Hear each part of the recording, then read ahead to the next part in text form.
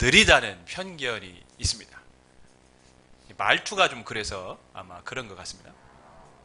실제로 느린지는 잘 모르겠어요, 저는. 근데 어떤 사람이 연구를 했는데 충청도 사람들은 절대 느리지 않다, 이렇게 얘기를 했습니다. 언어가 절대 느리지 않답니다. 표준어로 사람이 돌아가셨습니다 라는 말을 경상도 말로는, 제가 사투리 잘 못하지만 운명했다 아닙니까? 전라도는 뒤져버렸어라. 충청도는 가슈, 짧다는 거죠. 잠시 실례합니다. 표준어입니다. 경상도 내 좀 보소. 전라도 아따 잠깐만 보더라고. 충청도 좀 봐유. 짧죠. 빨리 오세요. 경상도 마 퍼뜩 오이소. 전라도 허벌나게 와버리란께. 충청도 빨 와유. 언어가 짧다라는 것이죠. 그래서 이 콩깍지가 한 콩깍지인가 안깐 콩깍지인가. 충청도 깐겨 안 깐겨. 저하고 한번 춤추실래요? 출퇴어? 절대 충청도는 느리지 않다, 이렇게 말합니다. 사람에게 있어 어떤 사람은 차분하고 침착하고 깊게 생각하고 행동하는 사람이 있는가 하면, 어떤 사람은 급하게 행동하는 사람들 있죠. 하나님은 어떠실까요? 하나님은 어떠한 방식으로 일을 하실까요? 우리가 일반적으로 알고 있는 하나님은 어떻습니까? 오래 참으시고 온유하시고 굉장히 깊이 생각하시며 일하시는 분이십니다. 실제로 성경의 역사를 보면 하나님은 굉장히 심사숙고하시며 깊은, 인간이 알 수 없는 깊은 그런 뜻을 갖고 시간을 갖고 행동하시는 분이십니다. 아브라함이 하나님 앞에 약속을 받았습니다. 그 약속이 무엇이냐면 네 몸에서 아들이 날 것이다. 그때 아브라함이 아들이 없었거든요.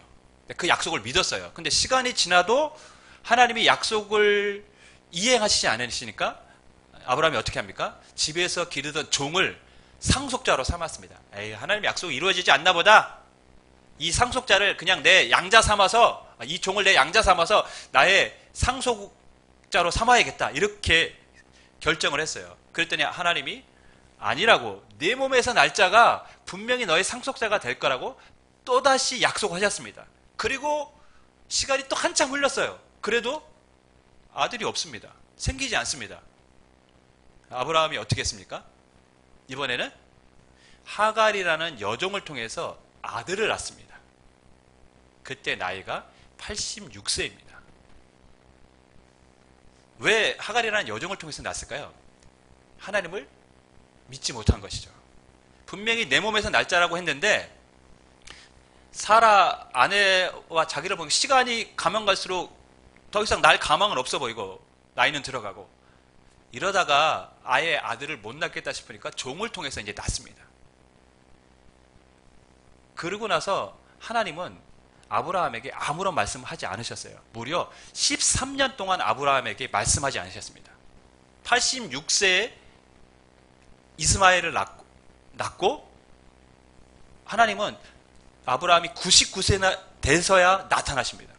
13년의 공백이 있습니다. 여러분, 13년 굉장히 긴 시간입니다. 14년이면 우리 세연이가 지금 자라난 그 정도의 나이입니다. 그동안 아브라함은 어떤 생각을 했을까요? 이 13년의 세월 동안 자기 생각이 옳았다고 생각할 것입니다. 아, 역시 하나님은 우리에게 아내들을 주시지 않았어. 내 방식이 맞았어. 내가 조금만 더 늦췄다면 큰일 날 뻔했구나. 그러면서 자라난 아들을 보면서 굉장히 흡족했을 겁니다. 왜냐하면 이제 나에게도 누가 있습니까? 상속자가 생겼다는 것이죠. 근데 하나님 13년 뒤에 나타나십니다. 그리고 아브라함에게 책망하십니다. 뭐라고 말씀하시냐면 99세에 나타나셔서 17장 1절인데요. 제가 읽습니다. 아브라함이 99세 때에 여호와께서 아브라함에게 나타나서 그에게 이르시되 나는 전능한 하나님이라 너는 내 앞에서 행하여 완전하라. 나는 전능한 하나님이라 내 앞에서 완전하게 행하라는 것이죠.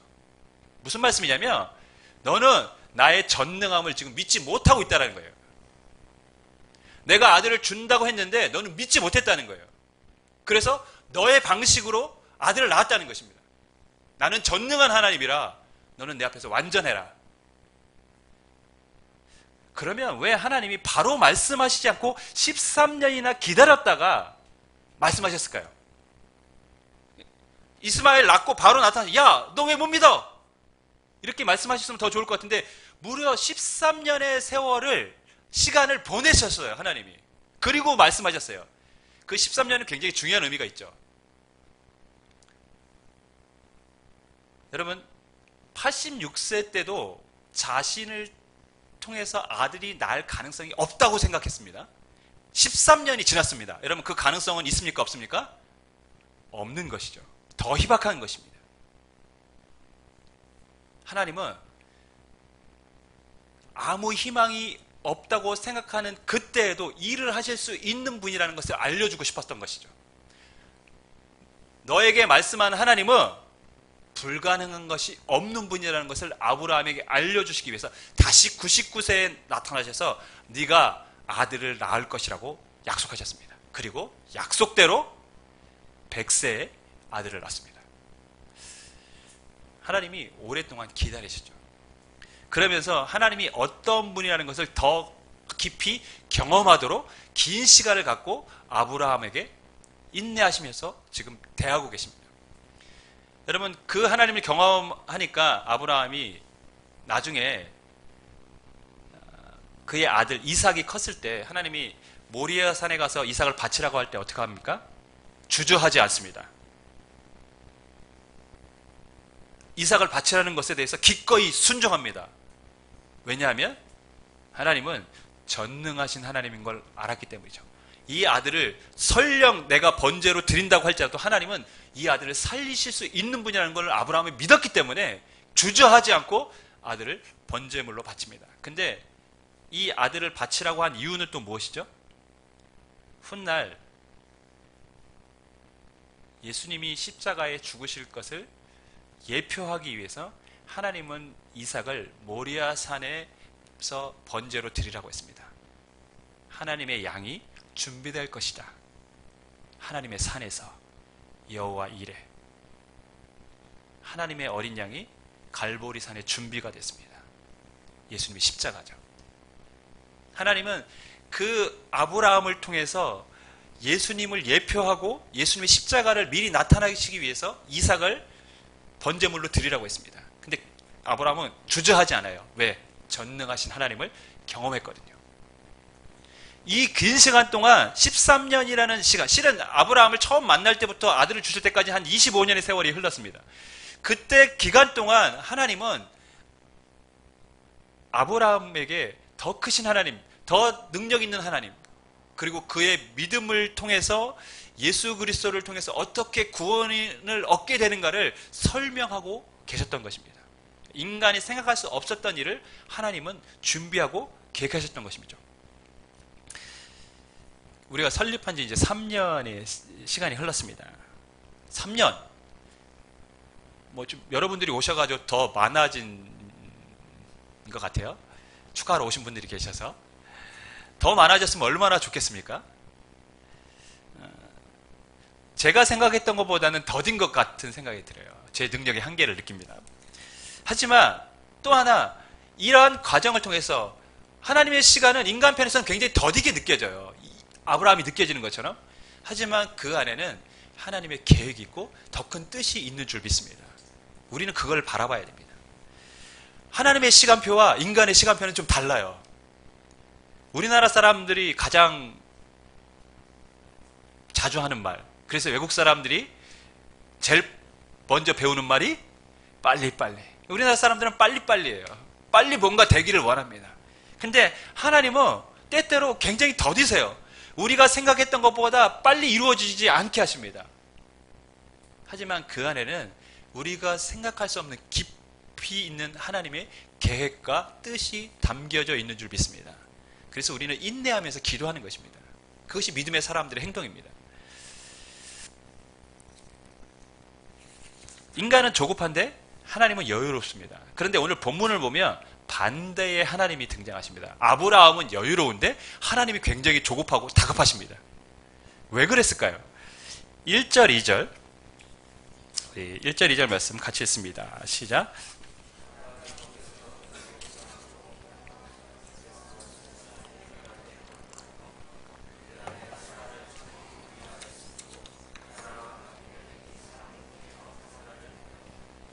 아브라함이 이동을 하다가 그랄 땅에 머물렀는데 거기 가서 아내가 굉장히 미인이었던 것 같아요.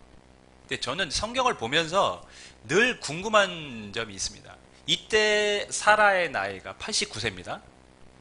물론 이때 사람들이 또 오래 살았으니까 지금의 나이와 비교할 수는 없을 것 같지만 그래도 89세에 아들을 가질 수 없다라고 인정되었기 때문에 그렇게 사람들이 생각했기 때문에 젊은 나이는 결코 아니었을 겁니다.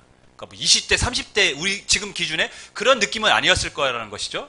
그런데 얼마나 예뻤는지 아브라함이 당신이 너무 예쁘니까 사람들이 당신을 갖기 위해서 나를 죽일 수도 있다. 그러니까 나를 남편이라고 하지 말고 오빠라고 불러라. 오빠 이렇게 부르라는 거죠. 오빠라고 부르라는 거예요. 그래서 오빠라고 부르고 다녔습니다. 여기까지는 좋아요. 근데 더 심각한 건 뭐냐면 오빠라고 부르니까 이 그랄 왕이 아비멜렉이 사라를 보고 너무 반하는 거예요. 그래서 사라를 자기의 후궁으로 데리고 오려고 한 거죠. 근데 아브라함이 놀랍게도 기꺼이 내줬다는 것입니다. 이거 너무 충격적이지 않습니까? 무서워서 오빠라고 한 것까지 이해가 되는데 그 아내를 왕에게 줘버렸어요. 자기 살겠다고. 참 이해가 되지 않는 장면입니다. 근데 이런 사람이 실은 믿음의 조상이라고 우리가 칭찬하는 사람입니다. 실은 아브라함은 그렇게 믿음이 있었던 사람은 아니었던 것이죠. 하나님이 믿음의 조상으로 그를 세월을 통해서 그를 만들어 가셨던 것입니다. 여러분 우리가 지금 보기에는 누구에게 자랑할 만한 믿음이 없을 수도 있어요. 근데 분명한 우리가 하나님 앞에서 계속해서 살아가며 하나님은 우리를 믿음의 사람으로 변화시켜 주실 줄 믿습니다. 그것이 인간의 인생입니다. 하나님의 역사입니다. 문제는 아브라함은 그런 일을 저지르고도 태어납니다.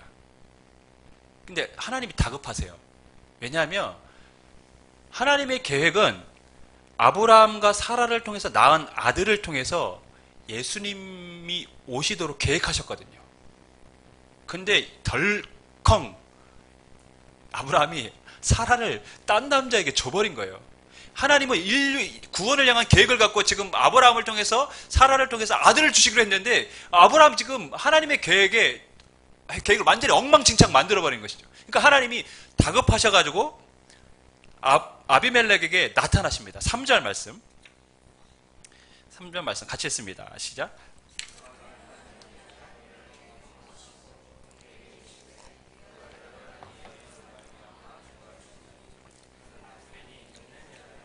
얼마나 다급하셨으면 성경은 그 밤에 아브라함이 사라를 아비멜렉에게 준 그 밤에 하나님 바로 나타나신 거예요. 그러면서 아비멜렉에게 뭐라고 얘기합니까? 너 그 여자 건드리면 죽는다. 이런 표현이잖아요. 그죠? 건들지 마. 죽어 너. 어떤 면에서 보면 협박을 하고 계신 거죠. 근데 아브라함은 나중에 보면 굉장히 여유롭습니다. 다급하지 않았어요. 하나님은 다급한데 인간이 여유롭습니다. 이번 주에 저희 집에 재밌는 일이 하나 있었어요. 제가 월요일날 운동을 하러 갔는데 그 사이에 우리 아내와 이 세 자녀 사이에 전쟁이 한번 벌어졌습니다. 우리 아내가 화가 나가지고 자주 하는 말이 있어요. 나가! 나가라고.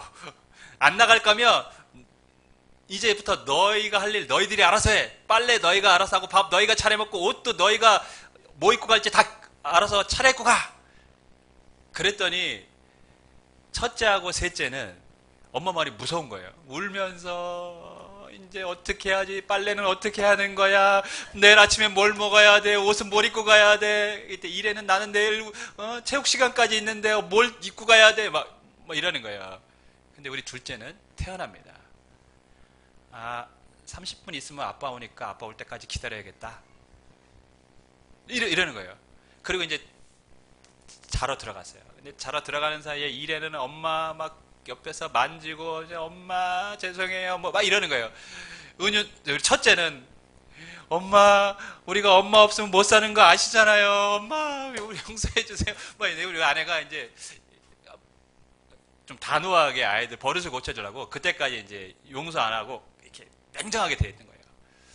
이 말을 듣고 있던 둘째, 형 그냥 자. 그냥 자. 그리고 몇 분 후에 혼자 참 달라도 너무 다른 거죠. 네. 한 명은 다급하고 초조하고 어떻게 해야 될지 모르는데 한 명은 너무 여유로운 거예요. 긴장감이 없어요. 아빠 오면 다 해결되겠지. 엄마가 뭐 저렇게 설마 저렇게 하시겠어? 어쩌면 그 아이는 엄마 머리 위에 있는 아이일 수도 있어요. 엄마가 절대 저렇게 하실 분이 아니야. 근데 다음날 아빠한테 시무룩하게 학교에서 전화가 왔어요. 우리 둘째가. 아빠, 목소리가 굉장히 가라앉았어요. 어디 아프냐고. 왜? 뭐야? 왜 그래? 그랬더니 엄마가요. 우리 엄마가 아닌 것 같아요. 괴물이 됐어요.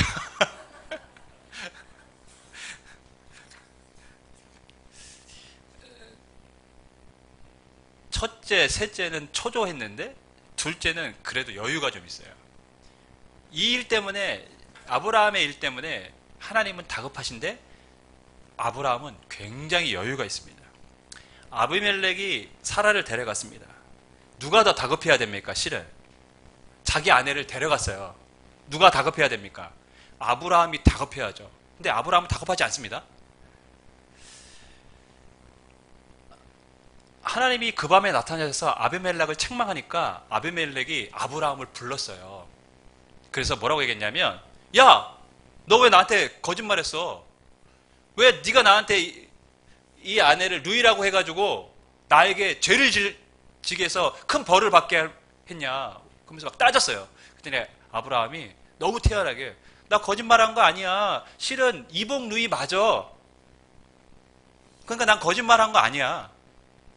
그러니까 아브라함은 지금 이 일이 얼마나 중요한지, 그리고 하나님의 구원의 역사에서 지금 자신이 무슨 일을 하고 있는지 전혀 인식을 하지 못하고 있는 것입니다.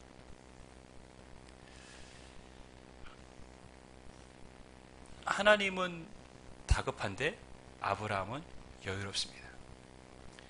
구원의 문제에 있어서 하나님은 다급한데 실은 인간은 여유롭습니다. 인간은 자신의 문제만 다급합니다. 자신이 원하는 건 다급한데 하나님의 때를 기다리지 못합니다. 근데 하나님은 구원의 문제에 있어서는 굉장히 급하고 다급하십니다.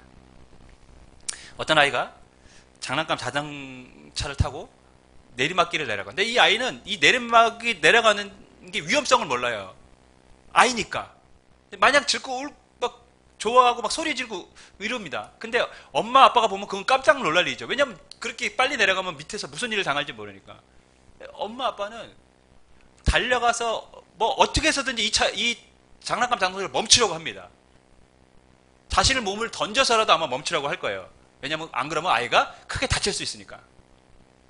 사람과 하나님이 그렇습니다. 구원의 문제에 있어서 하나님은 다급하십니다. 왜냐? 우리 인생의 마지막에 무엇이 있는지 알고 계시기 때문에. 그대로 가다가는 정말 큰 일을 당할 수도 있기 때문에 하나님은 다급하신 거예요. 급하신 겁니다. 근데 인간은 아브라함처럼 태연하게 살아갑니다. 별일 있겠어? 이런 식으로 우리의 구원의 문제에 있어서 너무나 태연하게 살아가고 있습니다. 저는 사람들이 늘 걱정하고 근심하는 것은 뭡니까? 이 땅의 문제들이죠. 그것 때문에는 다 걱정하고 근심합니다. 뭐 먹어야 되냐, 어떻게 살아야 되냐, 어떤 취업을 해야 되냐, 앞으로 결혼을 어떻게 해야 되냐, 이런 인생, 물론 그것이 굉장히 중요한 것이긴 합니다. 우리 인생에 있어서. 그러나 더 중요한 것이 있어요. 우리 인생의 마지막에 과연 어느 길로 갈 것인가? 근데 더 중요한 문제에 대해서는 고민을 안 해요. 쉽게 생각해요. 하룻밤에 무슨 일이 일어날지 알 수 있습니까? 그 예수님 말씀입니다. 하룻밤에 무슨 일이 일어날지 너희가 어떻게 아느냐? 그래서 우리에게는 늘 긴장감이 있어야 돼요. 구원에 대한 긴장감, 영혼에 대한 긴박감이 있어야 됩니다. 예수님께서 6월절에 이스라엘 백성을 애굽에서 출애굽시키면서 마지막 그 재앙에서 이스라엘 백성들에게 6월절 음식을 먹으면서 어떻게 먹으라고 했냐면 지팡이를 손에 잡고 옷을 입고 신발을 신고 그 다음에 어떻게 먹으라고요? 음식을 급하게 먹어라. 이게 여러분 오늘날로 따지면 굉장히 이상한 얘기입니다. 음식은 어떻게 먹어야 됩니까? 여유롭게 먹어야 됩니다. 대화하면서 교제하면서 시간을 갖고 먹으라. 급하게 먹으면 체합니다. 근데 6월절 음식은 옷 입고 지팡이 짚고 띠 띠고 신발 신고 급하게 먹으라고 했어요. 왜냐하면 곧 나가야 되니까. 구원의 문제는 심각한 것이고 급박한 것이라는 것이죠. 근데 우리는 너무 여유롭게 살아가요. 예수님은 목자 없는 양처럼 유리 방황하는 백성들을 보면서 마음이 아파하셨어요. 영혼에 대한 안타까움이 있으셨습니다. 하나님이 왜 이 땅에 예수님을 보내셨을까요? 구원에 대한 긴박감이 있었기 때문입니다. 저놈들을 그냥 뒀다가는 다 하나님 나라에 갈 수 없다는 걸 아셨기 때문에 그런 긴박감을 갖고 아들을 보내셨습니다. 그런 긴박감이 있었기 때문에 예수님은 이 땅에 오셨고 모진 고통을 참으셨고 십자가의 죽음도 마다하지 않으셨습니다.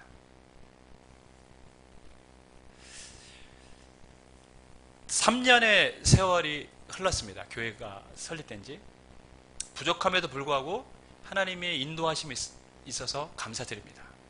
또 앞으로 더 큰 하나님의 계획이 있을 줄 믿고 또한 기도해야겠다라는 결단을 합니다.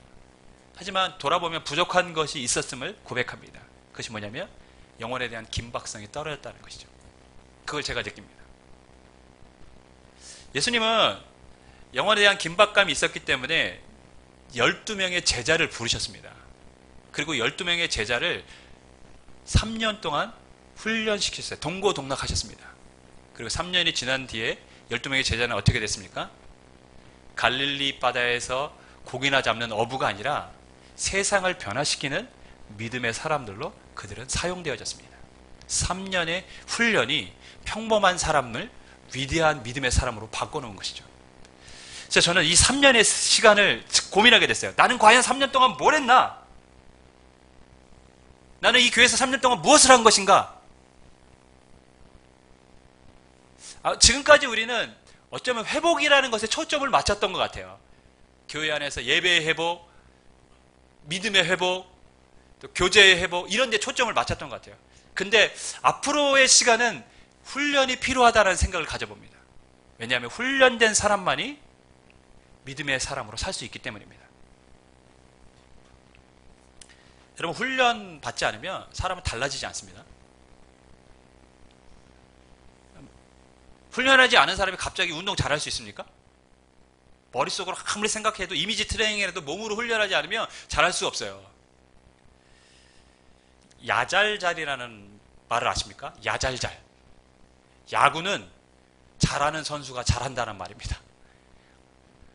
어떤 선수가 야구를 잘하는 고참 선배에게 선배님 어떻게 하면 야구를 잘할 수 있나요? 물어봤어요. 노하우를 얻기 위해서. 그랬더니 그 선배가 한 대답이 야 야구는 잘하는 선수가 잘하는 거야.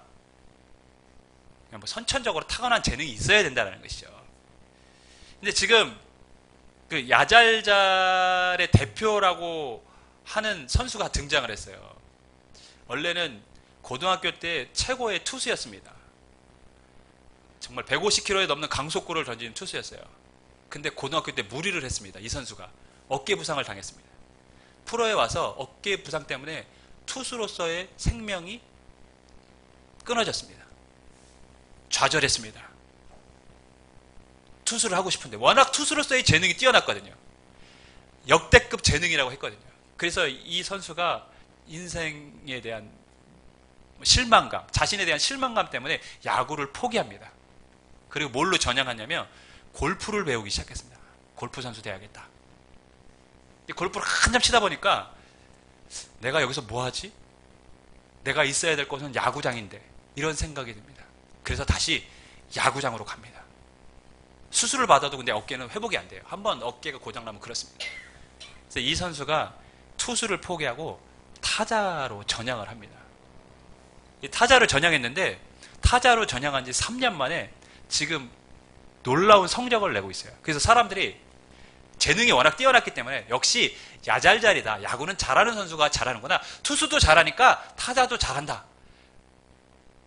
그렇게 사람들이 이 선수를 이제 칭찬해 줍니다. 기자가 이 선수에게 인터뷰하면서 야잘잘이라고 부르는데 동의하시냐 이런 표현을 했어요. 그때 이 선수가 뭐라고 했냐면 야구는 야잘잘이 아니라 야절잘 아닌가요? 이렇게 대답했어요. 무슨 말인지 아십니까? 야구는 절실한 사람이 잘하는 겁니다. 자기는 너무 절실했고 절박했고 그래서 훈련을 하지 않을 수 없었다는 것이죠. 지금도 훈련하고 또 훈련하고 또 훈련한다는 것이죠. 그래서 지금 자기가 좋은 성적이 지금 나고 있고 이 성적도 지금 언젠간 또 떨어질 수 있다는 걸 자기는 알기 때문에 절박하다는 거예요. 그만큼 훈련을 했기 때문에 지금 그 자리에 있다는 것이죠. 타고난 재능만 갖고 그 자리에 있는 건 아니라는 것입니다. 여러분, 사람이 훈련받지 않으면요 절대 발전하지 않습니다. 신앙의 훈련을 쌓지 않고 신앙이 자랄 수 있습니까? 불가능합니다. 말씀의 훈련, 기도의 훈련, 순종의 훈련이 없는 사람이 하나님의 사람으로 쓰임받을 수 있습니까? 불가능합니다. 우리도 훈련을 받아야 됩니다. 그냥 대충 그럭저럭 살 거면 훈련 안 받아도 돼요. 그냥 그렇게 사시면 됩니다. 그러나 우리가 하나님의 사람으로 성령의 인도하심을 따라 이 땅에서 평범한 사람이면 제자들처럼 하나님 앞에서 믿음으로 살기를 원한다면, 하나님 앞에 쓰임받기를 원한다면 우리도 훈련이라는 시간이 반드시 필요합니다. 근데 사람들은 훈련받기 싫어하죠. 훈련이라는 말에 거부감이 있습니다. 저도 이제 훈련이라는 말에 좀 거부감이 있어요. 군대를 갔다 왔기 때문에 훈련하면 군대 생각밖에 안 나거든요. 훈련이 힘든 겁니다. 훈련은 지겨운 겁니다. 그래서 사람들이 안 하려고 해요. 말씀 안 읽습니다. 왜 안 읽을까요? 지겨우니까요. 힘들어요. 기도 잘 안 합니다. 힘드니까요. 여러분, 근데 사람은 힘든 만큼 성장하는 거예요. 공부하는 것만큼, 몸이 피곤해서 시간을 들인 것만큼 지식이 쌓이고 그 아이가 성장하는 것처럼 사람은 훈련을 받은 것만큼 성장하게 돼 있어요. 근데 이 땅의 그리스도인들이 거의 대부분이 훈련 안 받습니다. 그냥 대충 살려고 합니다. 여러분, 부족한 사람들이지만 하나님 앞에 쓰임받았던 제자들처럼 이제 앞으로의 우리는 좀 더 훈련을 받음으로 하나님이 기뻐하시는 교회가 될 수 있기를 간절히 소망해 봅니다. 지금까지는 화목하고 따뜻하고 회복에 초점을 맞췄다면 이제 우리는 훈련을 받아 더 하나님이 기뻐하시는 영혼에 대한 긴박감을 갖고 하나님 앞에 쓰임받는 교회와 성도로 세워지기를 주님의 이름으로 부탁을 드리며, 또한 여러분과 저가 함께 그러한 교회가 되어질 수 있도록 협력하며 기도해 주시기를 주님의 이름으로 부탁드리겠습니다. 기도하겠습니다.